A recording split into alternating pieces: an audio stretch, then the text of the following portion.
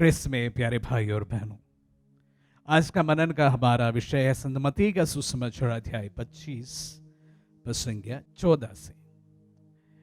स्वर्ग का राज उस मनुष्य के सदृश है जिसने विदेश जाते समय अपने सेवकों को बुलाया और उन्हें अपनी संपत्ति सौंप दी। उसने प्रत्येक की योग्यता का ध्यान रखकर एक सेवक को 5,000, दूसरे को 2,000 और तीसरे को 1,000 अशरफियां दी। इसके बाद वह विदेश चला गया। जिसे 5,000 अशरफियां मिली थी उसने तुरंत जाकर उनके साथ लेन देन किया तथा और 5,000 अशरफियां कमा ली। उसी तरह जिसे 2,000 अशरफियां मिली थी उसने और 2,000 कमा ली।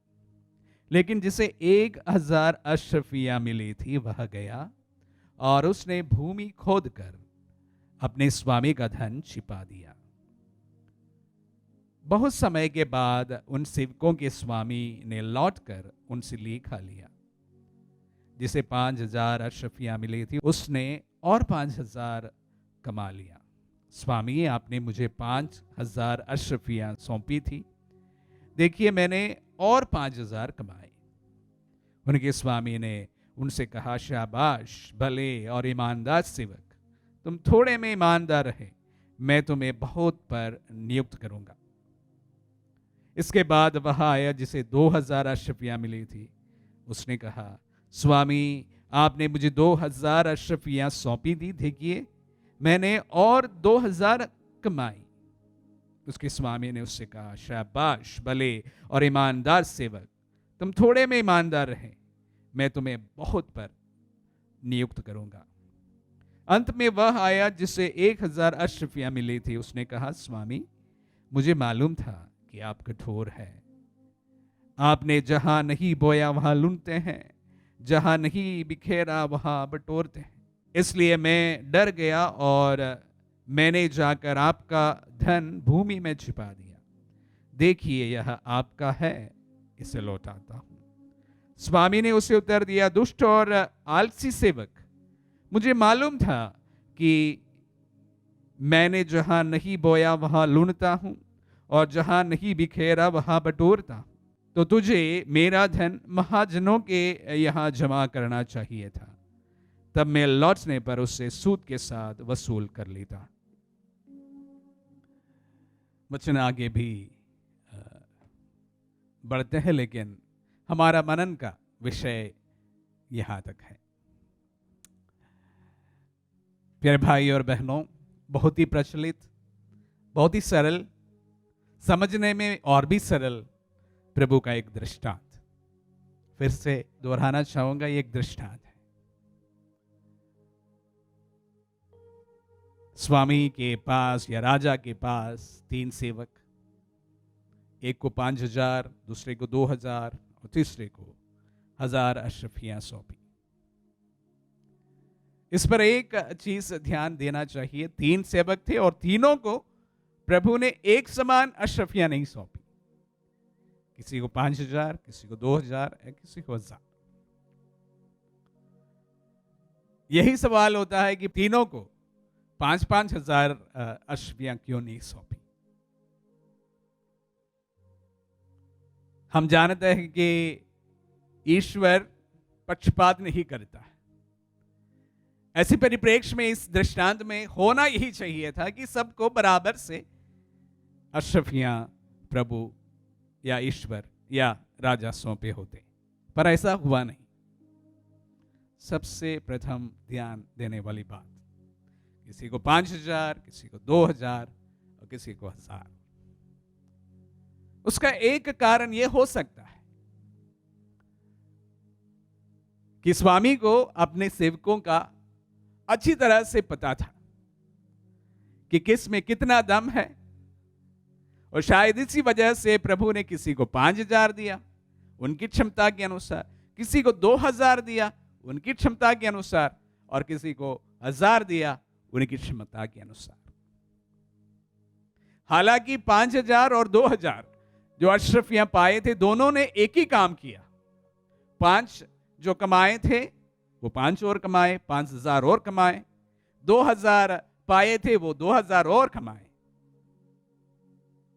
डबलिंग दोनों ने किया। लेकिन यहां पर किसी को 5,000 दिया हुआ था, किसी को 2,000 दिया हुआ था, क्षमता के अनुसार। मैं इनजस्टिस नहीं कह रहा हूं, लेकिन दृष्टांत में यह बात को कहा गया है। किसी को 5,000 सौंपा, उन्होंने डबल किया। किसी को 2,000 सौंपा, उन्होंने डबल किया। और किसी को 1,000 सौंपे थे और उन्होंने कुछ भी नहीं कमाया। क्यों उन्हें 1,000 सौंपे? क्यों उन्हें 2,000 नहीं सौंपे? क्यों उन्हें 5,000 अशरफियां नहीं सौंपे?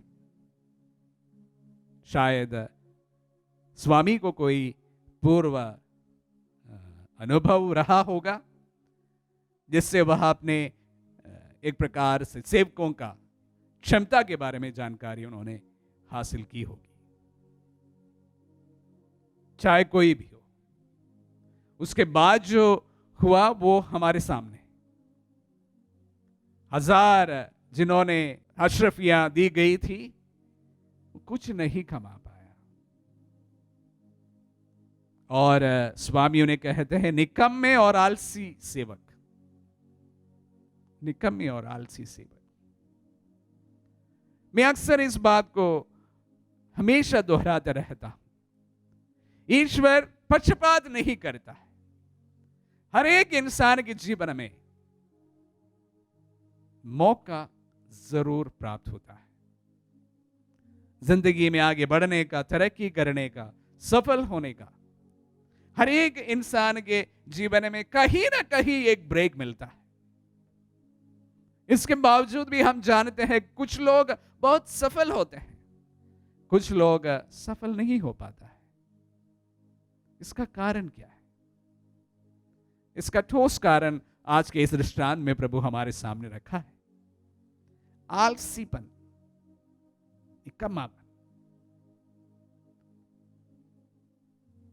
इस दुनिया जो है, वहां पर जहां मेहनत करते हैं उनके लिए सफलताएं प्रदान करता है। जो मेहनत नहीं करता है वो स्वतः विफल हो जाता है। हर एक के जीवन में, हम सबको जीवन में तरक्की करने का, सफल बन जाने का मौका हमें प्रभु अवश्य प्रदान करता है। अनेक प्रकार के जो सफल होते हैं वो अपने खून पसीना बहाकर सफल होते हैं। यूं ही किसी के पास में सफलता यूं ही नहीं आता है। जो सफल हुए हैं अपने जीवन में, जो सफल हो रहे हैं अपने जीवन में, वे सभी के जीवन में इस प्रकार का एक हार्ड वर्क हमें देखने को मिलता है। आलसीपन, निकम्मापन, हम इससे दूर रहे। हमारी विफलता का मुख्य कारण यह है कि जब प्रभु ने आप सभी को टैलेंट्स दिए हैं, अनुग्रह दिया है, आशीष दी है, उसी पर काम करना हर एक व्यक्ति का कार्य है। अनेक क्षेत्र में हम सबको प्रभु ने अपनी आशीष दी है। उसको पहचानना और उसी के अनुसार उसके लिए कार्य करना, यह हर एक का कर्तव्य है। प्रत्येक व्यक्ति का कर्तव्य है। मेरा कर्तव्य है, आपका कर्तव्य है। अगर आप अपने जीवन में सफल होना चाहे, प्रभु के इस दृष्टांत को हमेशा याद रखें। 5,000 प्राप्त हुए, वो सेवक ने 5 और कमाए, 5,000 और कमाए। 2,000 प्राप्त किए, उस सेवक ने 2,000 और कमाए।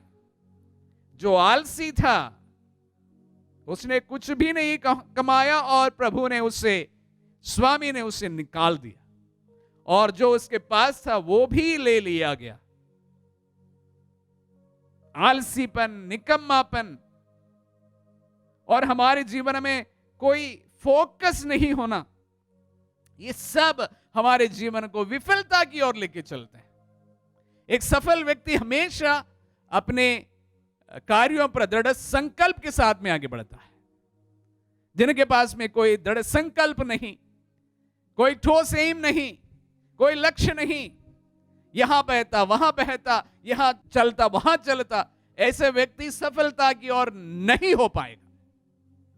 सफल वही हो पाएंगे जो अपने इरादों पर पक्का होता है। प्रभु ने हम सबको हमारी क्षमता के अनुसार वरदान दिए हैं, उसको सफलता तक पहुंचाना हमारा कर्तव्य है। अगर हम विफल भी हो जाए, उसकी भी पूरी जिम्मेदारी सिर्फ आपकी है और मेरी है, अगर हम मेहनत नहीं किए तो।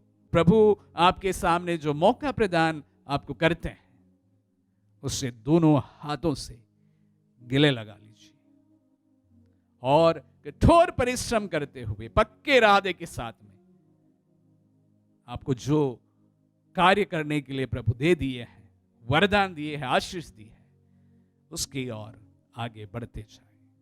प्रभु हर दम ऐसे लोगों को अनुग्रहित करते रहेंगे जो आलसी है, लोभी है, कार्य नहीं करना चाहता है। उनके पैरों सफलताएं कभी भी नहीं पल पाएंगे। विशेष रूप से युवा युवतियां जो मेरे वचनों को सुन रहे हैं, इस बात को ध्यान रखिएगा।